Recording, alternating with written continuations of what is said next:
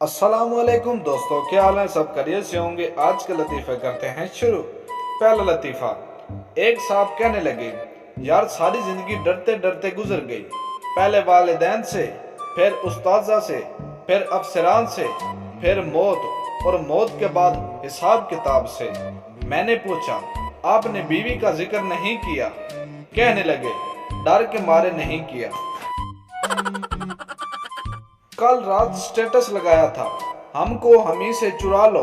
वो स्टेटस अम्मी ने पढ़ लिया, अब हमको अम्मी से छुड़ा लो। जिसकी वजह से तुम सिगरेट पीते हो, वो अब किसी और की वजह से अचार खाती है। सर्दी तो ऐसे गायब हो गई है जैसे खून की बोतल मांगने पे अस्पताल से रिश्तेदार गायब हो जाते हैं। लड़कियों का लोड मांगने का तरीका, अगर मेरा मैसेज नहीं आया तो समझ लेना मेरा पैकेज खत्म हो गया।